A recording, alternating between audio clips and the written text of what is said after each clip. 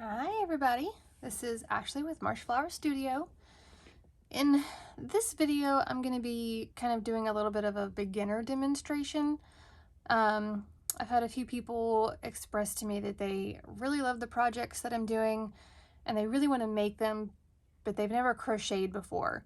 So this is just kind of a little bit of a basics, what you need to have, what you need to know before you get started, and then kind of how to get started a little bit. So I started crocheting when I was in middle school, so probably 14, 15 years old. My grandmother and my great-grandmother crocheted, and I saw the beautiful things that they made, all those pretty doilies with the delicate patterns and flowers, and I really kind of wanted to learn how to make those, but I had to learn the basics first. And this is something my daughter struggles with. She wants to just pick it up and be able to make a stuffed animal on her first try.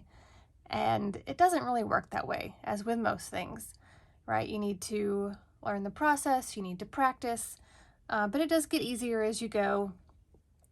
I definitely think that making stuffed animals, things like that, are easier to learn with, simply because they don't take as much time as making like a blanket, and they don't take as much yarn.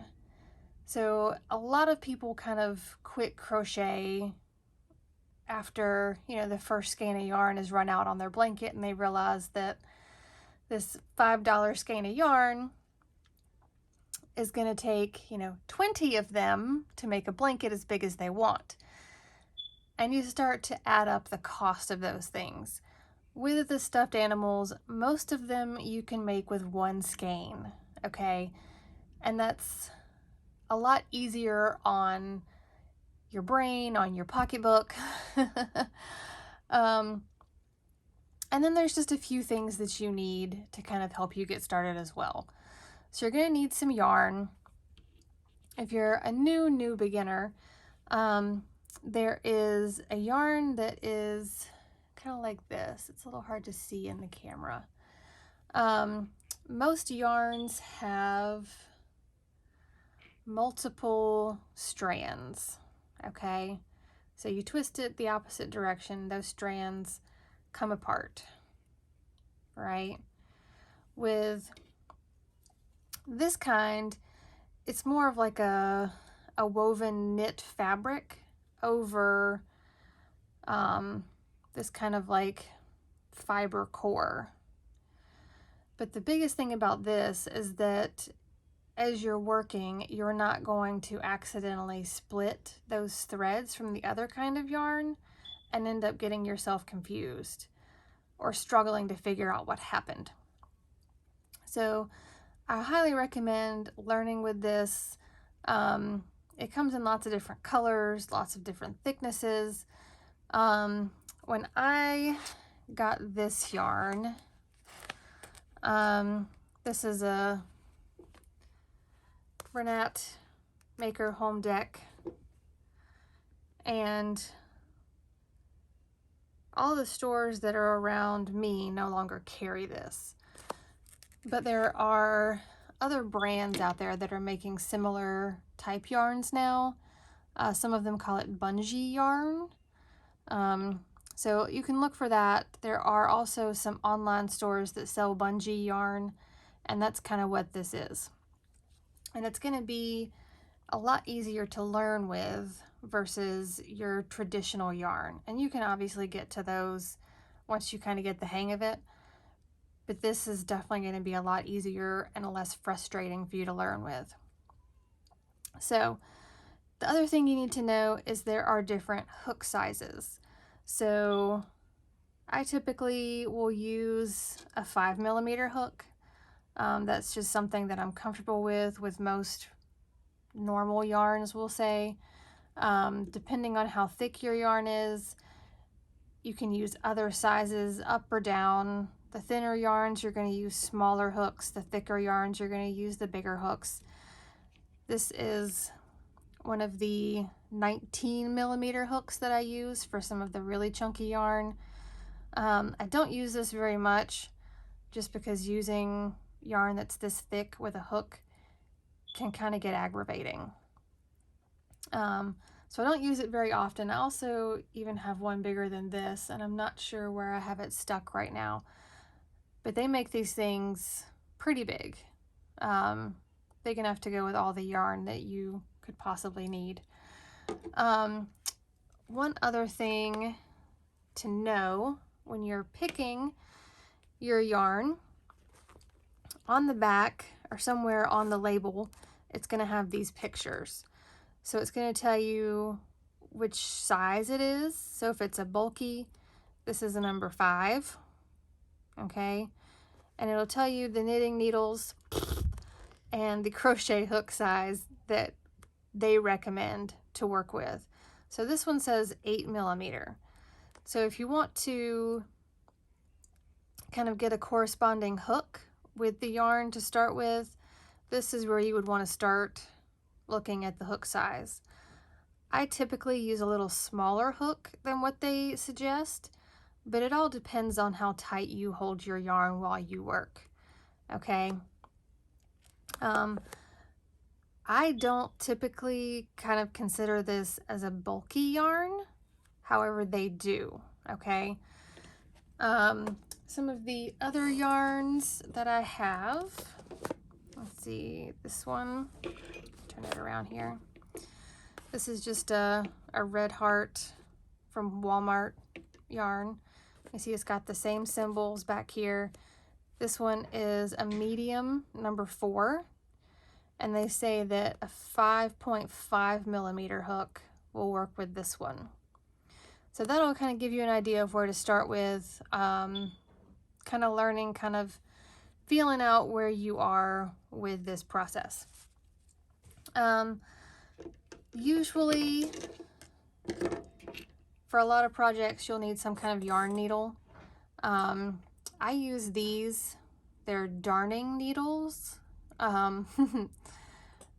a lot of the things that I make I have to sew parts and pieces on, and I find that having this tip kind of bent at the end makes that process a little bit easier, for me anyway. You'll also probably want to have some sort of stitch marker, and they sell all types of stitch markers at the store. I kind of prefer these large hairpins. They're easy to slip on and off, to kind of keep up with where you are. They're easier to work around, in my opinion. So you can leave them in place and then just keep crocheting right past it. Other people really love all the other different kinds that are out there. So just kind of pick something that is either cheap or you think that you would like and give it a try, because you can always, you know, kind of come back and pick something else later. And a lot of the kits will come with a few of some of the other stitch marker styles. So also, obviously, you need some scissors to cut your yarn when you're done. There is a couple different ways that you can hold your yarn and hold your hook, okay? So holding your hook kind of like this is called the knife hold. All right, so it's like you're cutting your steak or your, you know, whatever, pancakes. That's better. Let's cut some pancakes. And when you're holding this in more of a knife grip, you want your hook to be facing you, okay? And as you work, it's going to turn to kind of get to where you need it to be, but you want that to be facing you. There's another grip that's the pencil grip, and this one I'm not as comfortable with just because it's not how I learned. But there are a lot of people that really prefer this grip and can work really fast with it. But again, you want that hook to be facing your body, okay? As far as holding the yarn, there's also different ways that you can do this. You want to hold it in a way that is kind of taut, but not tight, okay? So I learned to kind of wrap it around my fingers. So this is where I'm going to be working my yarn, okay, in between my thumb and my pointer finger. And I use my other fingers to just kind of hold everything in place. So I want it to be taut but not tight. And as you go, you're going to want to be able to just let your yarn slide through your fingers as you're working. Because if you're fighting it and pulling this super tight, it's going to make it harder to keep going, okay? There are lots of different ways that you can actually start crocheting. Most people start with a slip stitch, or not a slip stitch, a slip knot. I do it by coming under the yarn this way, lifting up, twisting it around, and then I'll grab this part down here. I'll hold the twisted part with my middle finger and thumb. I'll grab some yarn with my hook and turn it towards me and pull it down through that loop that I'm holding with my middle finger and thumb, okay? And that kind of creates this slip knot on your hook. There are other ways you can create a slip knot. So whichever way you're most comfortable with, of course, do it that way. So you're going to use your middle finger and your thumb to hold where you're working to give it some stability. This is kind of where I lose my daughter. She tends to just let go of that, and then everything is flopping back and forth, and she gets frustrated. So make sure you hold down here where you're working. You're going to go either under or over, and you can do either. It just has a little bit different texture on the surface the more of them that you do.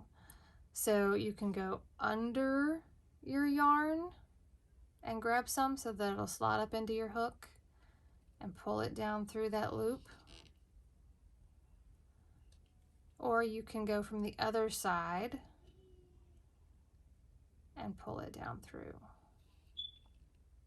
So again, we'll go under and grab it and pull it through, or you can go over and pull it through. If you can't tell, I usually go under to grab it. Going over, it tends to slide off for me. So I usually will go under, and that gives me a good little seat kind of up in that hook to pull it through. But like I said, you can do either, whichever is most comfortable for you, whichever feels more natural for you.